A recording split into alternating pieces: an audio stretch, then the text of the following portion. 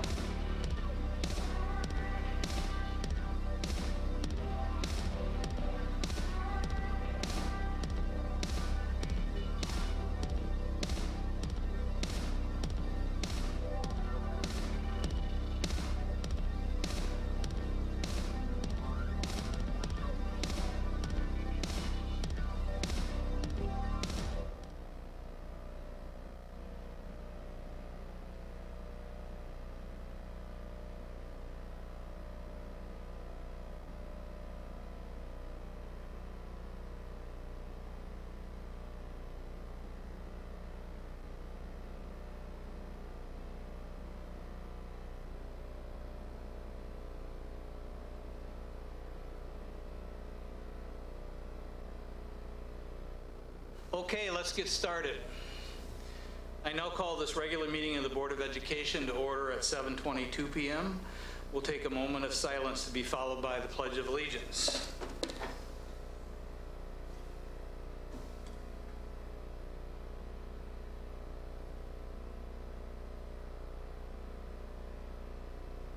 I pledge allegiance to the flag of the United States of America, to the republic for which it stands, one nation, under God, indivisible, liberty and justice for all.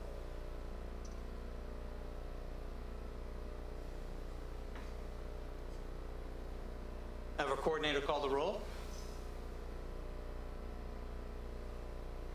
Mr. Dixon, Here. Mr. Rollins, Here. Mr. Scrivano, Here. Mrs. McCulloch, Mr. Siegel, Here. Mr. Connor, Here. Ms. Stanford. Here. With 7 present, we have a quorum. Thank you. Apologize for us getting started late. I'd like to first thank Connor, who's working in the background around the corner there to help produce the board's broadcast on Channel 20, on Zoom, and on YouTube Live. So thank you, Connor, for making us look good. Just as a friendly reminder to board members and staff and the public that please make sure you keep your mask on and wear it properly over your mouth and nose when you are speaking. We do have one speaker. Or no? Okay. I don't have the information. Is it on here?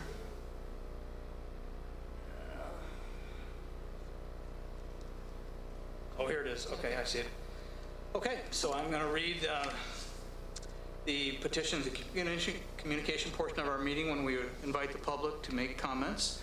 The First Amendment of the United States Constitution guarantees the rights of citizens to petition their government, as well as provide for freedom of speech. Also, the Illinois School Code requires that there be a time at regular and special meetings for public comment. Thus, we are following those mandates during this petitions and communication portion of our agenda.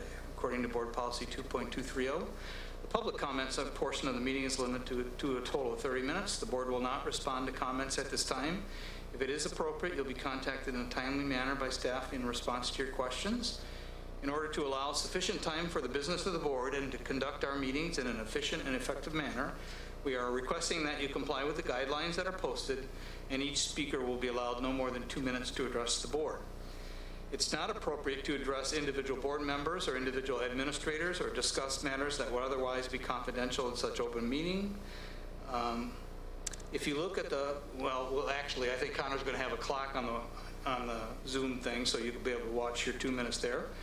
We thank you for your interest and your cooperation with our guidelines. So our speaker tonight is Bridget Brawson, and she's on Zoom. Bridget, are you there?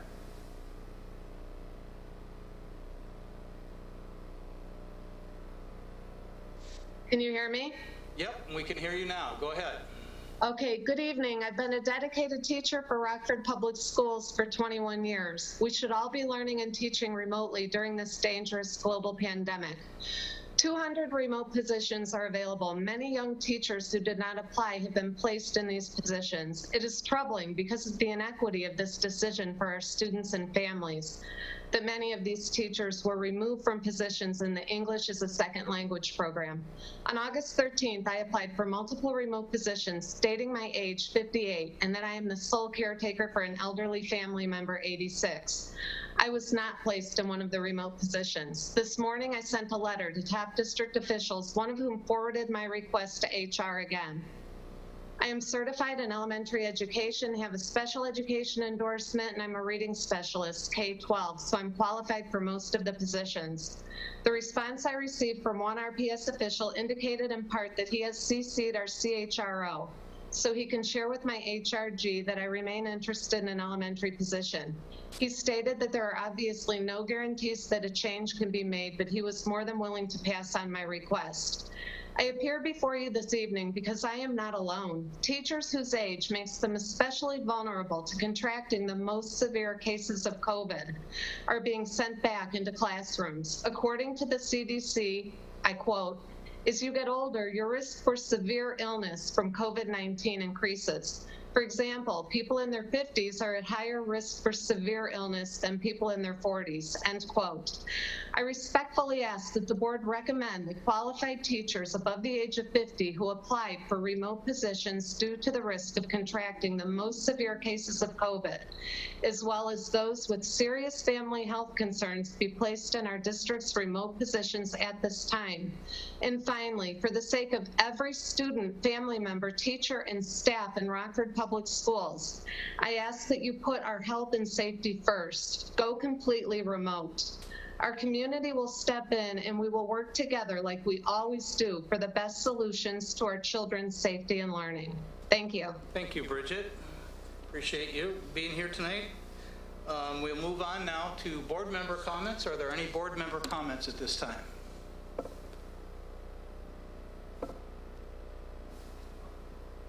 Yeah, I just want to say, and I said a version of this in the middle of the meeting, but I'll say it earlier on, and maybe more people are talking, or listening, I should say.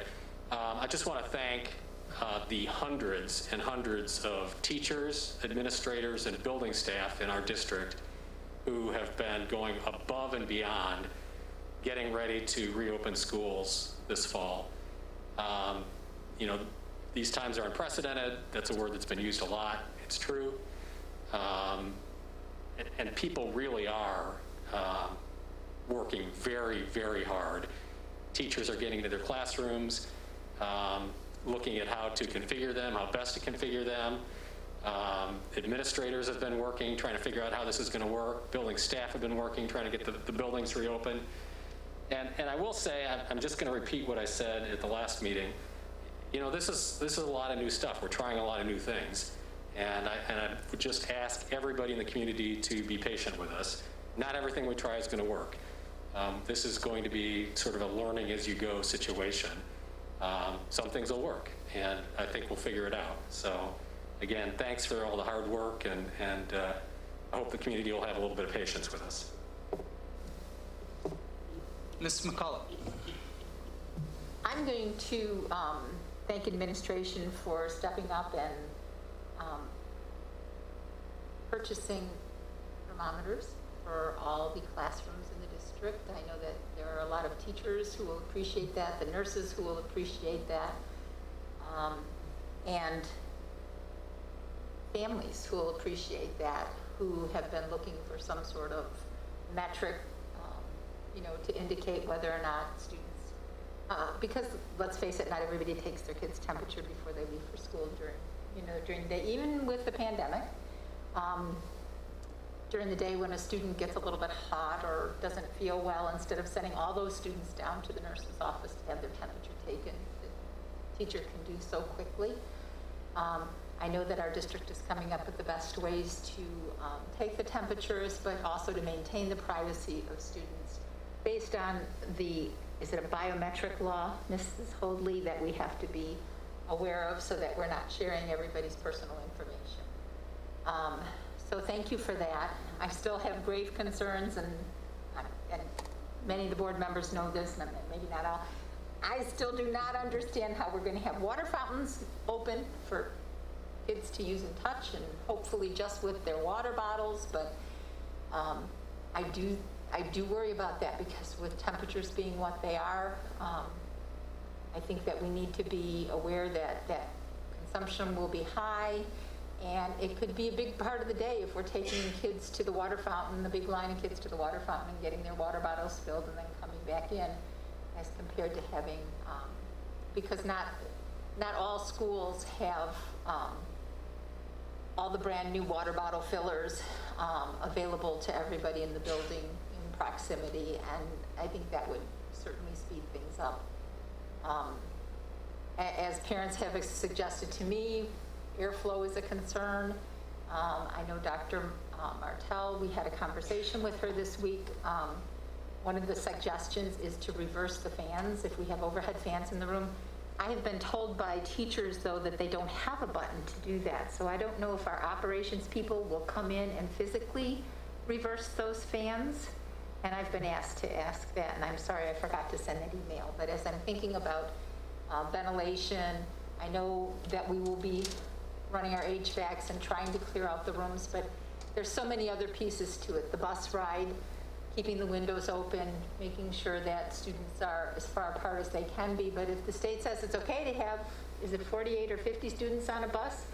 That's pretty hard to keep them as far apart as we'd certainly like. And everybody has this magic 6-foot number, but if you look at a lot of the research nowadays and what the sprays do and what happens 6 feet can even be very close. So the end of my diatribe, I'm just saying that I appreciate that the school district and the administration are working with the county health department and the nurses and the concerns that are being brought forward to the administration through parents and board members and doing as much as we possibly can to be as safe as we possibly can to take care of all the babies that we have in our buildings every day. And I want you to know that board members are going to kind of be dogged on it, and hopefully we'll have administrators in buildings. You know, we have temperatures to deal with. Maybe fall will come really early, like it was here already once.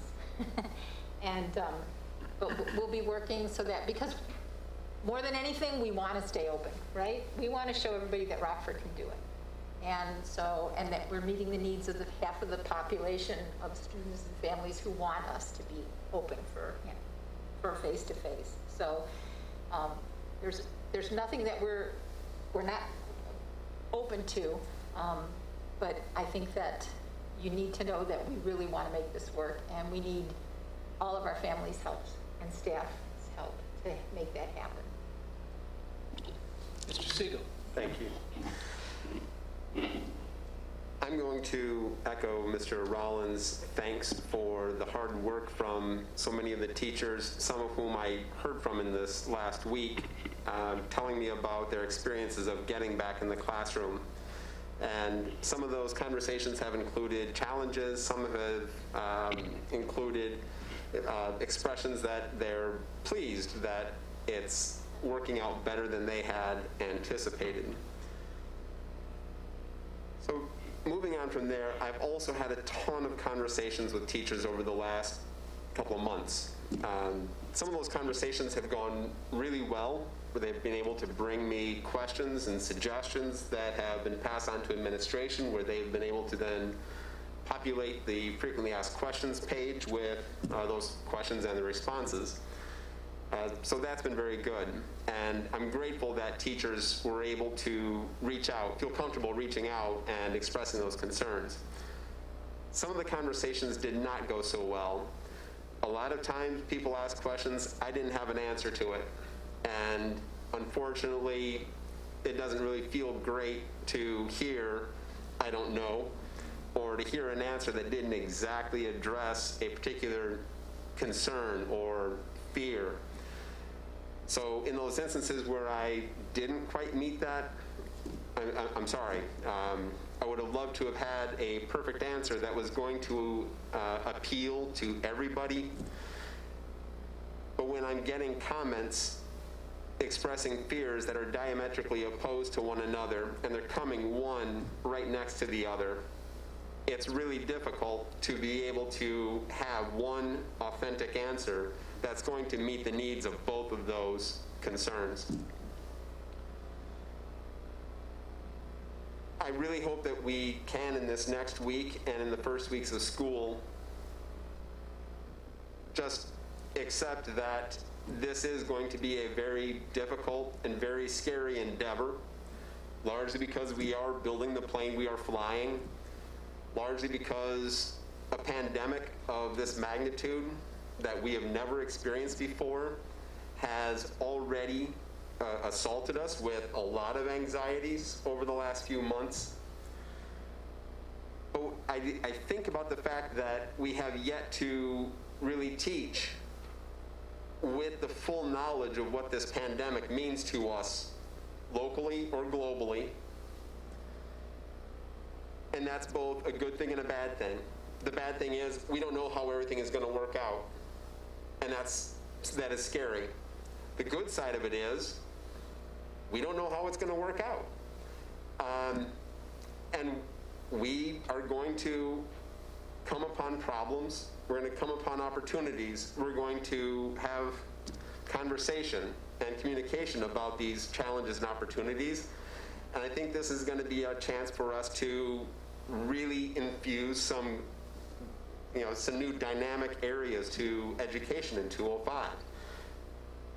I'm hopeful of that. I'm excited about it, and I really hope that does come to be. I have been getting a lot of questions about cleanliness in the schools, and I feel like I need to address that.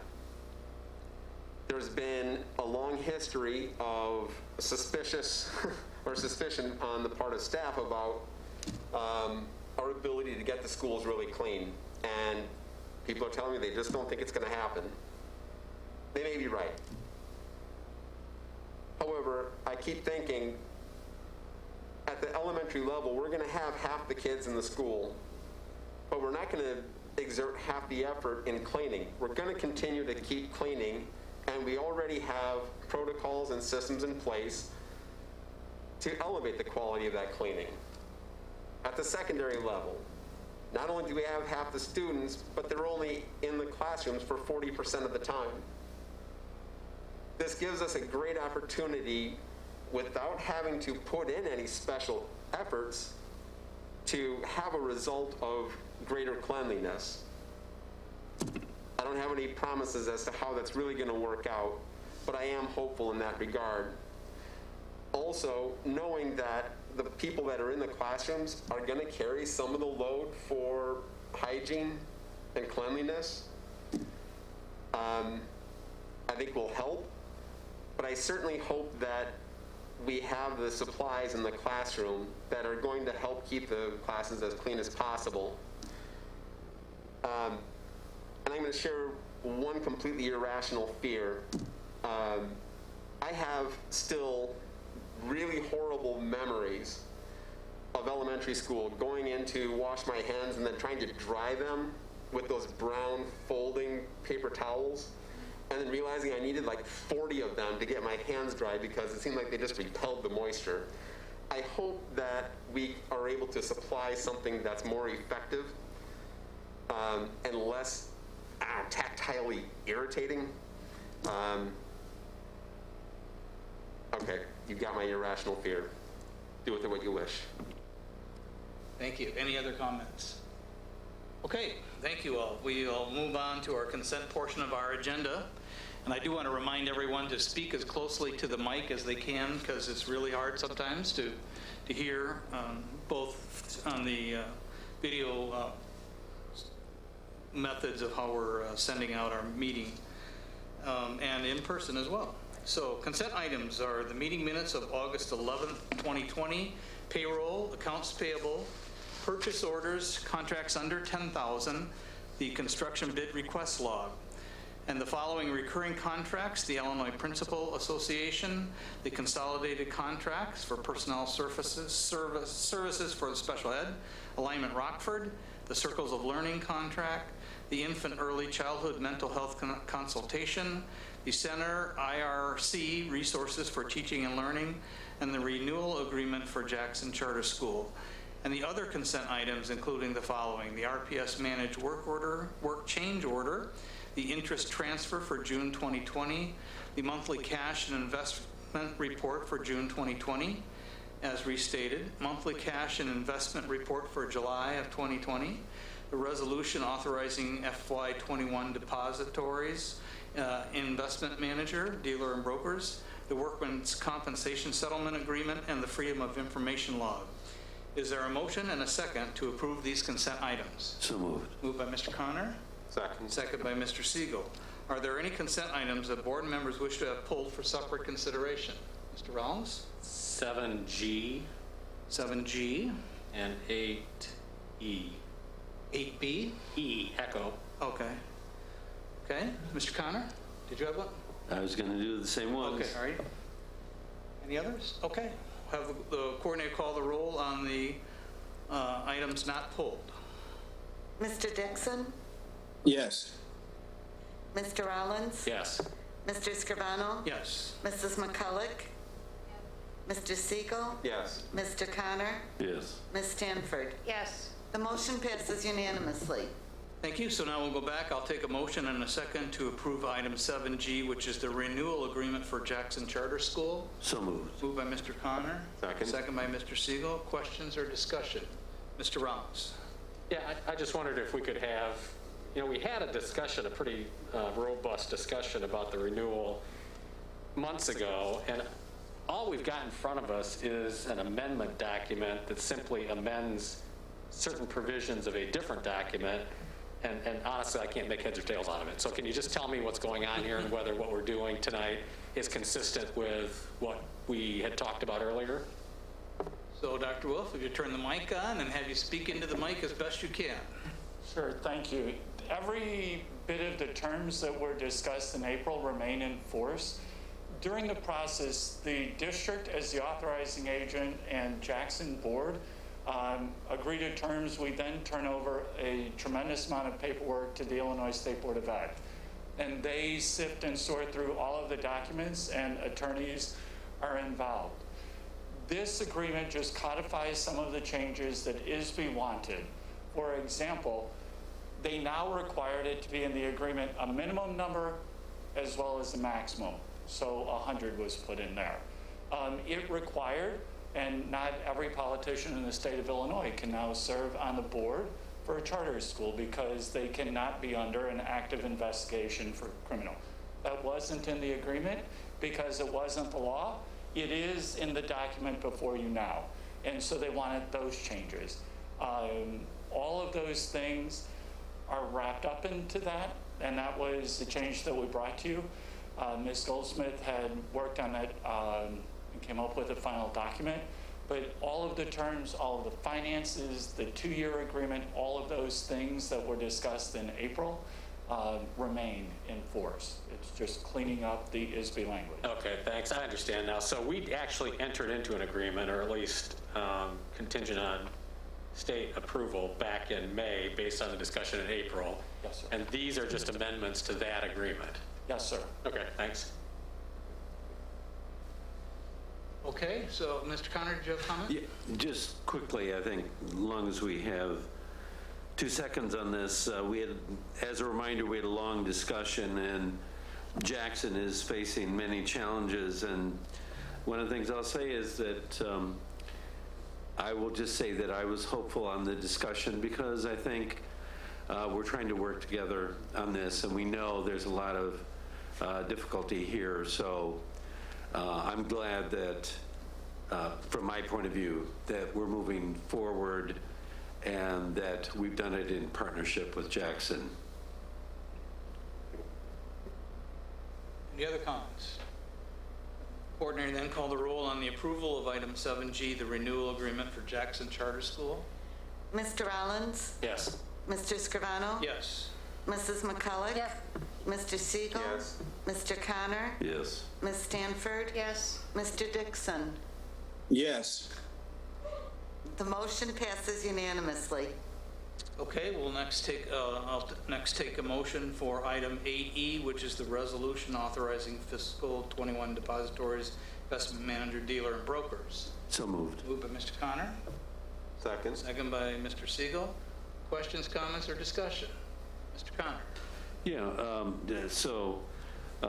It's always a joy when you have to publicly state you've made a mistake, but I had sent a note because one of my concerns has always been that we make sure that in our depositories we take advantage of local institutions, and a lot of the board members have stated their strong opinion that we do whatever we can to help local business. And one thing that I'd missed in my reading was that 89% of the assets on this list are with either local institutions or institutions that have a very, very deep and broad, part of the community, and really, I would say, even if they're not local, they have a really high local presence. So I'm really in favor of that, and I'm glad that Mrs. Yar had pointed out again, 89%, which I think is good. I think the question, and I don't know if others had this, is around the chief investment title. I think we've talked about a couple options, and one of the things I'll say here is that that there is sometimes a separation of the chief financial officer and the investment part and the corporate side. So I totally understand the implications and the fact that that might be something that makes a lot of sense. I think the one thing I'd like the administration maybe to comment on is, what are the implications if the superintendent were to take that role, and what other options do we have? Mrs. Yar is here.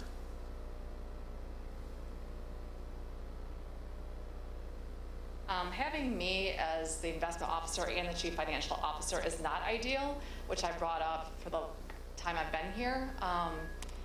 What I've done internally to protect really myself and the district is to make sure that someone else on my team knows what I'm doing at all times. So if I make a transfer of $5 million, which happens, then I make sure that Mrs. Murray has seen, she knows what I'm doing, she knows what I'm investing in, so we both have our eyes on that to protect everyone.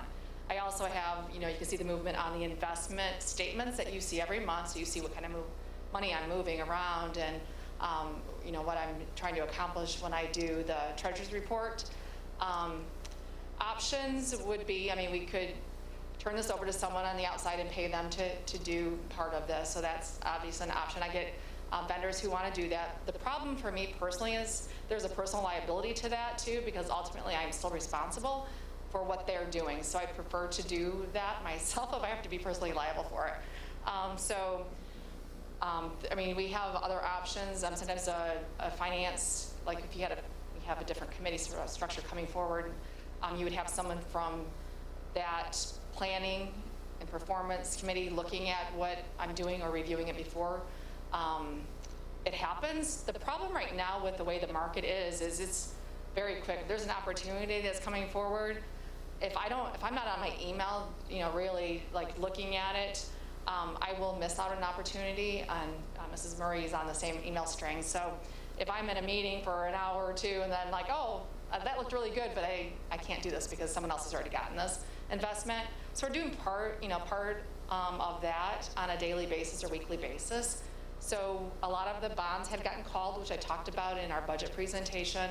So we have a lot more cash than we would normally have at this point. So I'm still looking at investment opportunities. What I don't want to do is invest in long-term investments under this kind of situation. So it locks us in and we're going to have a loss. So there's not a lot of activity that can happen right now, but in the future, I think, it's something definitely to consider. And I think we can look at that as we're going into our new structure for planning. I think that's certainly something to look into.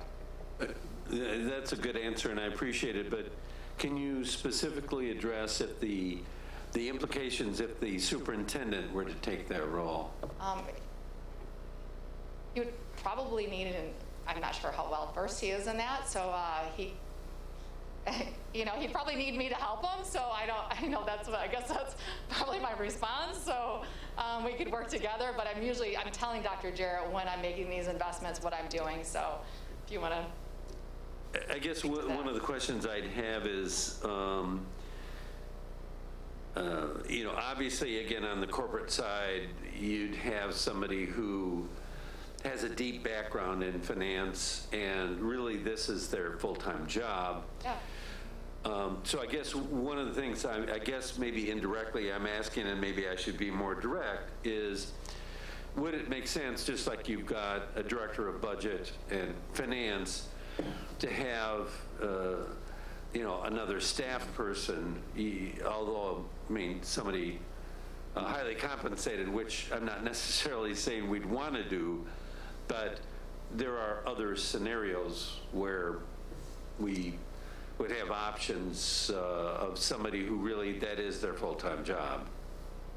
Yeah, I've expressed that internally. We've talked about that internally. So I think this is a wonderful conversation to have at our future planning committee, because I think this is a perfect topic there, Mr. Connor, that we should be forward thinking. These are millions of dollars that we're talking about investing and having planned. I can assure you that Mrs. Yar, during our one-on-ones, regularly updates me on the direction, and it's shared in the financial reports with the board and with me as well.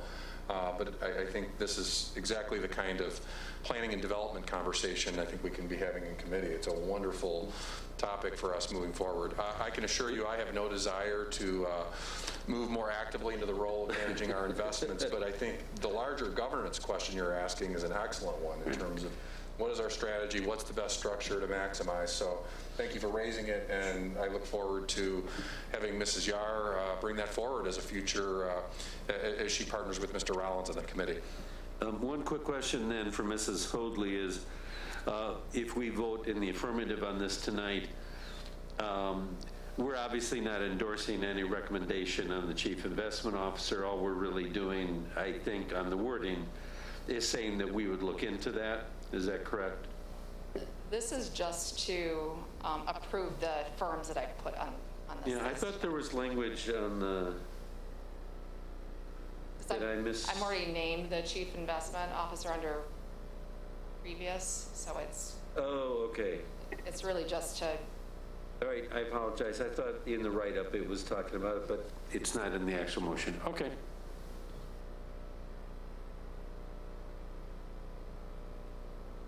Rollins. Yeah, I've got a question on what we are voting on tonight. So you said we're voting on the list of firms that you put up, but the list of firms are listed under C, alternative choices. And if you read the resolution is completely circular. It just says we're approving the depositories, investment managers, dealers, and brokers to be used by the district. But it doesn't identify what those depositories, investment managers, dealers, and brokers are. Is it your intention that we approve the list that shows up under subparagraph C? yes. Could I make and by the way, the only reason I pulled this is because I was planning on abstaining because I represent a couple of these institutions. So, but from a governance standpoint, can I suggest that somebody make the motion to approve this list as it appears under section C?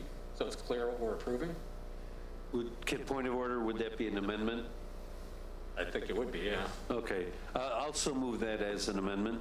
Okay, we have a motion to amend the recommendation for including the alternative choices in section C on item 8E. Is there a second for that? There is a second. Mr. Siegel, any other questions or discussion on that?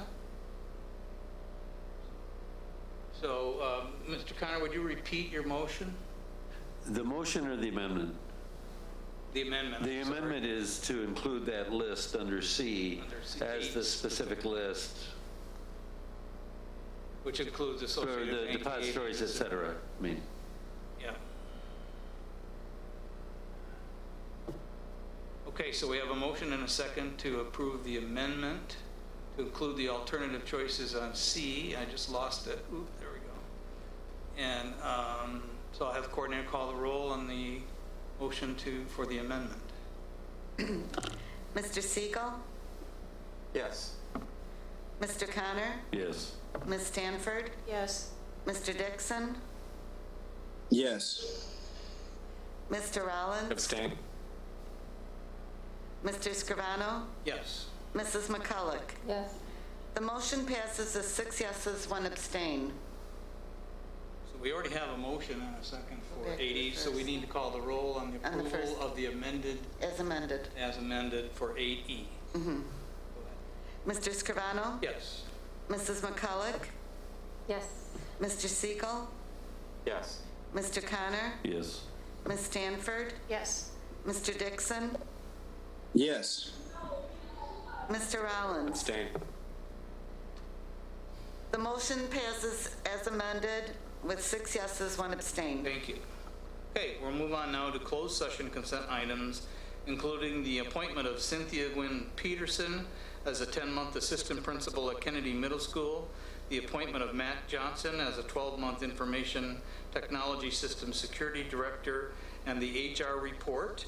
And our closed session consent items, including student discipline, unless otherwise modified below. The board adopts the hearing officer's findings and recommendations in the following cases in which students expelled or suspended are prohibited from being on school grounds and school-sponsored activities without the prior written permission of the principal. Student 5017, the 7-day suspension is affirmed, and the following students are receiving EIAs, expulsions in advance. That is student 8188, 8189, and student 8190. Is there a motion and a second to approve these closed session consent items? So moved. Moved by Mr. Connor. Is there a second? Second. Second by Mr. Siegel. Are there any closed session consent items board members wish to have pulled for separate consideration? Seeing none, I'll have the coordinator then call the roll on the approval of the closed session consent items. Mr. Connor? Yes. Ms. Stanford? Yes. Mr. Dixon? Yes. Mr. Rollins? Yes. Mr. Scrivano? Yes. Mrs. McCulloch? Yes. Mr. Siegel? Yes. The motion passes unanimously. Thank you. Our next item on the agenda is the superintendent's report. Dr. Jarrett.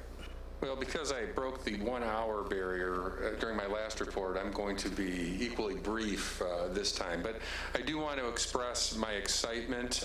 Certainly all of the apprehension that has been raised over the last number of months, but I want to reiterate all of the great comments that have been made by our board members about our appreciation for faculty, staff, families.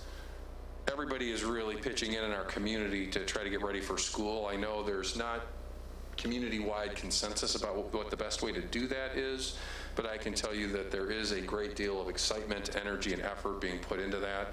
I had the chance to do a brief introduction with our new teachers, and it was a different way of doing that kind of an introduction, but it was exciting to meet those individuals and to see that excitement about the first day of school and being new to our district. And I know that students all across our district, maybe interacting in their educational endeavors in very different ways this year, but I'm proud that we've offered our families choices, and I'm proud of the efforts that we've put together to preserve those choices for families. So thank you to our board for being great support. And boy, we have got a lot of hard work to do in the next week to get ready for that first student attendance day. But I am extremely proud of how far we've come, and I am confident we will continue to work hard to adapt and make the necessary changes to make sure we're maximizing safety, opportunities for student achievement in an equitable manner, and keeping in mind that this is an unprecedented time for social emotional support, and that we're going to roll up our sleeves and find all kinds of different ways to help students there. So I'm appreciative that everyone has done that, and looking forward to getting started next Wednesday with that first day of student attendance. Okay, we'll move on then to our action items. So the first action item is 13A, which is the formative digital tool for curriculum. Is there a motion and a second to approve item 13A? So moved. Moved by Mr. Connor. Second. Second by Mr. Siegel. Any questions or discussion on this one? Not, I'll have the coordinator then call the roll on the approval of item 13A, formative. Ms. Stanford? Yes. Mr. Dixon? Yes. Mr. Rollins? Yes. Mr. Scrivano? Yes. Mrs. McCulloch? Yes. Mr. Siegel? Yes. Mr. Connor? Yes. The motion passes unanimously. The next item is 13B, which is Q Interactive Dials, which was presented by our special ed department. Is there a motion and a second to approve this item? So moved. Moved by Mr. Connor. Second. Second by Mr. Siegel. Any questions or discussion? Have the coordinator call the roll on the approval of item 13B, Q Interactive. Mr. Dixon? Yes. Mr. Rollins? Yes. Mr. Scrivano? Yes. Mrs. McCulloch? Mr. Siegel? Yes. Mr. Connor? Yes. Ms. Stanford? Yes. The motion passes unanimously. Thank you. Our final action item tonight is board policy revision for 7.30 students, residence and student assignment and intra-district transfer policy. Is there a motion and a second to approve this item? So moved. Moved by Mr. Connor. Second. Second by Mr. Siegel. Any questions, comments, or discussion? Hearing none, I'll have the coordinator then call the roll on the approval of item 13C, Board Policy 7.30. Mr. Rollins? Yes. Mr. Scrivano? Yes. Mrs. McCulloch?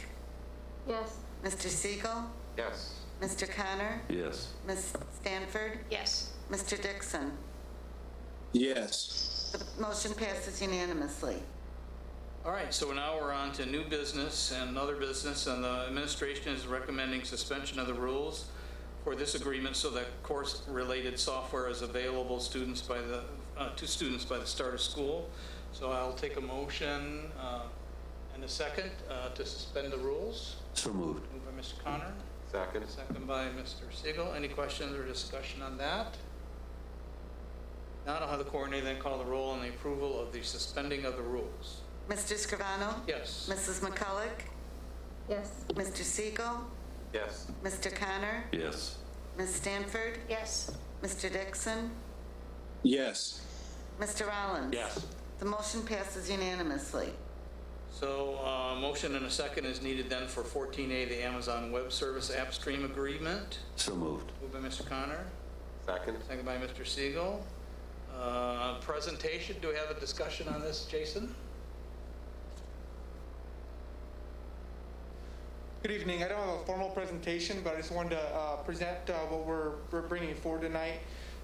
This is essentially a managed services contract by CDW to provide Amazon Web Services App Stream. It's really for our PLTW, Kappa, graphic design, and media production students. All of the software that we use for those students are currently installed on high-end Windows computers that sit in computer labs in the high schools. And we've got, with a large number of our students being remote, and also the flexibility of being able to socially distance in computer labs, we looked at several different options to provide that digital tool for students to be able to complete their assignments. And we looked at several different options, and we settled on the Amazon Web Services Agreement. This is not, I put in here for the cost not to exceed $300,000. I just wanted to give a little bit of context to that. Essentially, the way this is broken down, it's an hourly rate. It's based on consumption. It's 28 cents an hour. We have 1,837 seats. That may be less students if I've got a student in more than one of those classes. And we broke that down and looked at roughly 2 hours per seat per student, so an hour for the class, an hour for work after that. And we based it on a 12-month. So in the summertime, we'll see a significant downturn in the consumption. So we're conservative in our number with that $300,000. So once we hit June, July, and August, that should decrease significantly. So we'll be well within that dollar amount. The managed services agreement through CDW allows that additional support and allows us to get that ready before school starts. Are there any questions? Mr. Rollins. Yeah, so you're going to have to explain this in English. Okay. So I understand that we've got high-end Windows computing on some of our computers at school that are used in some courses, and the kids who are doing remote classes won't be able to access that. What does this do? How do they access it then? So in layman's terms, we are using Amazon's cloud computing. So they're building all the applications in a high-end Windows computer in the cloud, and then it allows it to pull through so you can access it on a Chromebook or any device for that matter. So it's using the processing power and all the high-end computing from something in the cloud. So we're basically getting seat licenses for the kids who are doing remotely to use this application at home? Yes, essentially yes. Mr. Siegel. I just thought it was really cool to be able to see how many students were going to use each of these applications and for what and where. Given that these are not core classes, it was, I thought, really interesting to be able to see the kind of impact that all of these programs are having. A lot of times we vote on things trusting that it's going to have a big impact. If there were other things where we could see the impact laid out in this format, I think that'd be really, really useful. That's just me. Okay, thank you. Mr. Connor? Yeah, I agree. This is, I mean, I'm glad we're doing this, and certainly the approach through cloud technologies is good. Actually, my only question is, I know this is through CDW that we have a large footprint with. Is there no piece of this that could have been done by local, or, you know, do we still, when we service this kind of contract, do we look at least on, you know, if some of the locals could participate or, you know, offer some services on this? So we do reach around with that and try to get and reach out and get that information to see who can support that. Typically, CDW is able to offer us a lot better pricing just because we've got a standing and master services agreement for that type of scope of work. So, and they have the ILTPP, which is a consortium agreement that allows us to land that pricing a lot better than we could for other local resources. Yeah, and I'm totally sympathetic to the pricing part. I think the only thing I'm going to say here is kind of some of the things I've said on the financial institutions. Is sometimes there may be a slight difference. I think what I'd like to suggest is, and I mean, I will clearly vote for this and not get in the way on this, but I think it is important that sometimes we do look at supporting local businesses in this, even though there might be, you know, somewhat of a higher rate. Now, I hate to say this, but I really do want to support local business as much as possible. So if it's an outrageous difference and all, I totally get it. But if there was a way, and I'm just using this contract as the example, I think one of the things that would be useful is, at least when you do this, you can say, contacted local folks and the difference in pricing was X, which is beyond a trigger level, and at least have a cabinet level discussion to say, you know, would it be worth it to have some of the other local firms? Because again, one of the things I think we have to be extra sensitive to is supporting the local economy. So that would be my only suggestion. Understood. My comment or question is, does having this program application increase any risk for IT security to our district or to our students? So in this, the beauty of this, first the answer is no. We are leveraging Amazon Web Services cloud security, which is top tier security, because we are using that outsourced model. So 100% secure on their end. They've got a very, very robust security and response as well, and are able to protect that data for us. Great, good to hear. Okay, any other questions or discussion? So we need to have a roll call on the approval of item 14A, the Amazon Web Service App Stream Agreement. Mrs. McCulloch? Mr. Siegel? Yes. Mr. Connor? Yes. Ms. Stanford? Yes. Mr. Dixon? Yes. Mr. Rollins? Yes. Mr. Scrivano? Yes. The motion passes unanimously. So we're now on to our second item. Administration is requesting suspension of the rules due to the COVID-19 emergency. That not all physicians were available for physicals, eye exams, and immunizations and other health requirements. So I need a motion and a second to suspend the rules for this item. So moved. Moved by Mr. Connor. Second. Second by Mr. Siegel. Any questions or discussion on the suspension of the rules? Seeing none, I'll have the coordinator call the roll on the motion to suspend the rules. Mr. Siegel? Yes. Mr. Connor? Yes. Ms. Stanford? Yes. Mr. Dixon? Yes. Mr. Rollins? Yes. Mr. Scrivano? Yes. Mrs. McCulloch? Yes. The motion passes unanimously. Thank you. So now I'll take a motion and a second to approve the revisions under 7.100, students' health and dental exams, immunizations, and exclusion of students. So moved. Moved by Mr. Connor. Second. Second by Mr. Siegel. Any presentation on this one, Mrs. Hoadley? I'll give a brief hour-long presentation on this.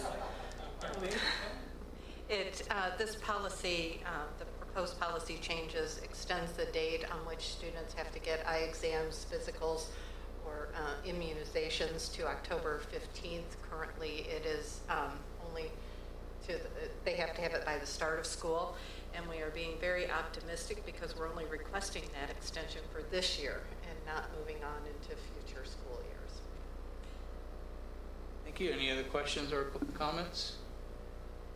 Yeah, have the coordinator then call the roll on the approval of items 14B, the policy for 7.100. Mr. Connor? Yes. Ms. Stanford? Yes. Mr. Dixon? Yes. Mr. Wow, we can hear them. Yeah. Mr. Rollins? Yes. Mr. Scrivano? Yes. Mrs. McCulloch? Yes. Mr. Siegel? Yes. The motion passes unanimously. Thank you. Now on to our very favorite topic of board policy revisions. Mrs. Hoadley. All right, the first policy is Board Policy 2.220, and this, the changes to this policy reflect the recent changes to the Illinois Open Meetings Act, which includes remote attendance at board meetings under specific circumstances, such as those we've experienced under COVID. Board Policy 2.265 is a new policy, which is required as a result of some of the federal regulatory amendments to Title IX, which prohibits gender discrimination. Policy 7.10 is also being amended to address some of these changes, as well as to clarify that gender includes gender identity and sexual orientation as protected areas, which fall under Title IX. Policies 7.70 and 7.90. The proposed language changes help clarify that excused absences of students can include mental and emotional health as well as physical health, and it also reflects recent legislative changes requiring the superintendent to designate 2 hours during elections and primaries in which eligible students can take off school to vote. Policy 7.345 is it describes how the district will handle online student data, specifically in the areas of transparency, contracting, security, breach notification, and parent access.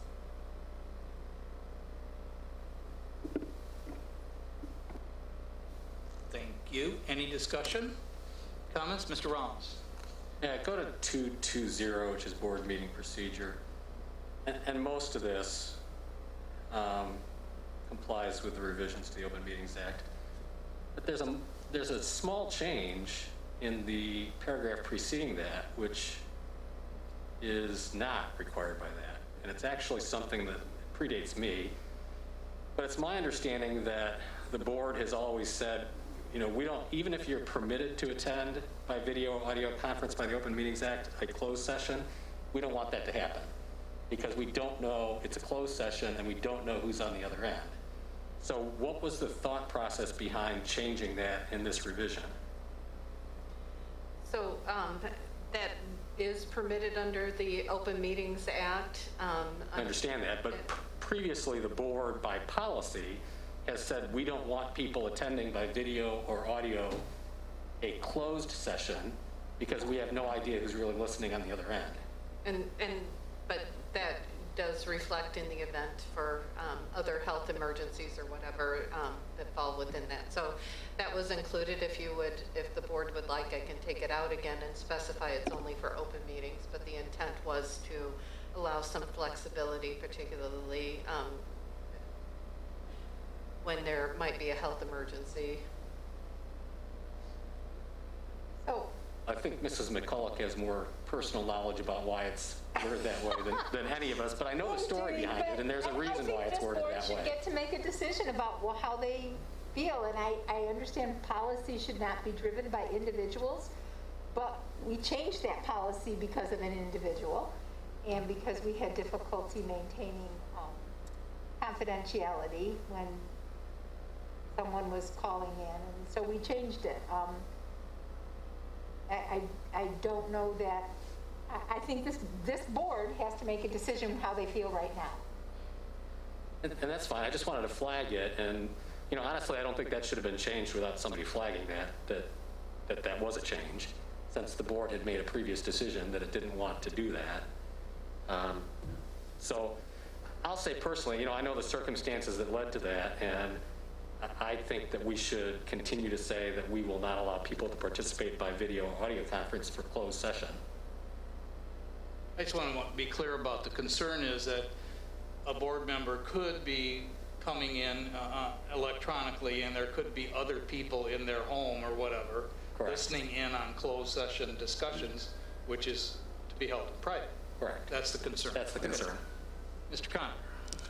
Yeah, it seems to me if that's the concern, that we could do something to the policy. I mean, you can't, if you will, force compliance, but, I mean, is there something that would be amenable that we could do to give us a higher degree of confidence that that wouldn't happen? You know, from my point of view, you know, this is one where,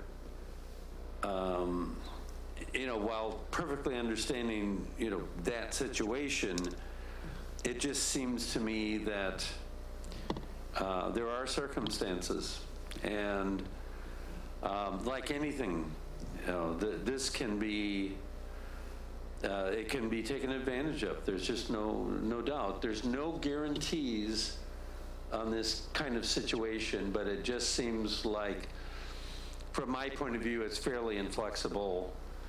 And so I'd be in favor of keeping this. Now, I do agree totally with the point that this is something that should be flagged. So I'm totally good with that in the discussion.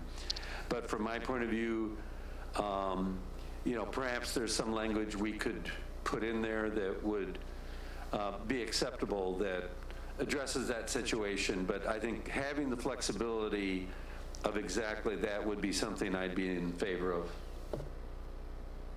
Ms. McCulloch, I think you have your light on. So we're not voting on it tonight, right? I think that if anybody needs to have conversations with other board members, they can do so one-on-one. But I can see it going both ways, and I have to say that I trust all my fellow board members right now. That wasn't always the case, and boards change. So it is supposed to be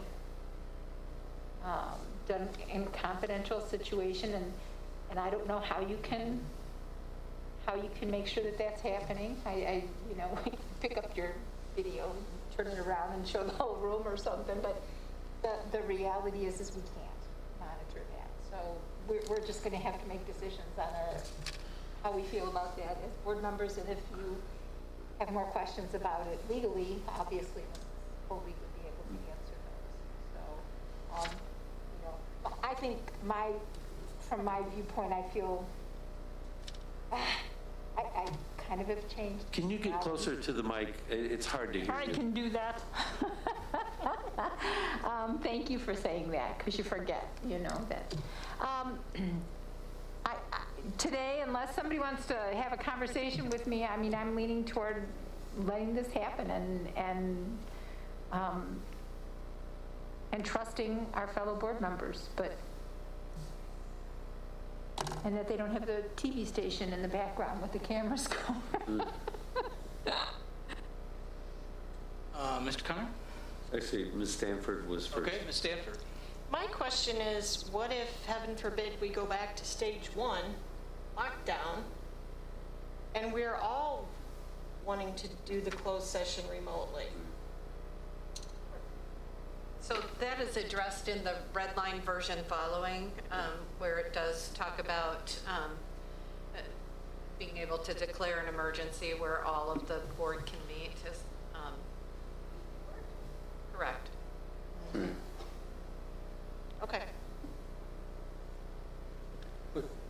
Which kind of gets back to my point. I'm just going to jump in here and say, so I understand these changes, everything from that new heading down is driven by the changes to the Open Meetings Act. Nobody asked for the change to the previous paragraph that I know of. Well, that is part of what was included in the clarification in the statute, and so this was actually just revised based upon what came out from press. So that did change particular, but I thought it was always clear that you could participate legally under the Open Meetings Act. If you had one of these situations, you could participate even in a closed session. yeah, I don't recall that being the case, but Mr. Connor? Yeah, could I make a suggestion? I don't know if the rest of the board would be up for this, but that Ms. Hoadley would at least look into, you know, is there any kind of clarifying language or something that would make it, I know you can't prevent it? I know there's probably no, if you will, punishment or anything, but is there any kind of language about the closed session that we could add that would allay some of the concerns? So ensuring that it's private? You need to get closer. You need to So ensuring that it's private or confidential, that, Some language that, so the concern was clearly articulated, that somebody would have other people, or some means, I guess it could be electronic or something, but the point is that the viability of all the, laws, I'm sure, that are around privacy and so forth, that somebody is not breaking confidentiality during the closed sessions if they're remote. So all I'm asking is it possible that there's some language that you could put into this that would at least address that concern? I can, but like any policy, it can be broken, right? So I certainly can include clarifying language in there, but I think you guys have to get over the first hurdle as to whether or not you want to have the possibility of having, as long as there's a quorum, enclosed that someone could attend remotely as well. So, but I can certainly come up with language that would stress the confidentiality requirements. Is it possible to let that opportunity rest with each board as we move forward instead of us making a decision for everyone? So in other words, if we had something in the policy to state that if a board member wanted to attend remotely because of a medical, this is for closed situation, that it will be put to the by law, by legal, put to the rest of the board. And if any one person even objects to it, then it can't happen. But that way, I mean, just trying to think of something that would be a little bit. I could put a clause into the policy requirements. That's a possibility. Do you have another thought, Mr. Rollins? Well, my reaction to that is that personalizes it. That's why I'd rather just have a policy that applies to everybody equally.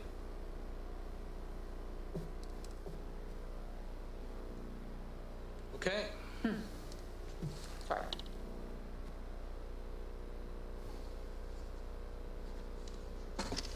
I don't know, maybe the board members will have to sign and attest that they are actually alone. Okay, I don't know. There you go, okay. All right, any other discussion on the board policy revisions? All right, these will come back to us for vote on September 8th, and I would suggest maybe as an action step that board members feel free to have discussion with Mrs. Hoadley on what their thoughts are. Right, or some, if you have those one-on-one discussions and you reach a consensus, let me know. Okay. Okay, so these will come back on September 8th then at our regular board meeting for a vote. So we're now on to board member action steps. So that's one of the steps there is to, for the board to come to consensus on what we want to do about that policy. 2.220. And any other action steps for the board or administration? Okay. If there are no further comments or agenda items by the board, I'll take a motion and a second to adjourn. So moved. By Mr. Connor, a second by somebody. Okay. Second by David. All those in favor say aye. Those opposed, same sign. We are adjourned at 8:26.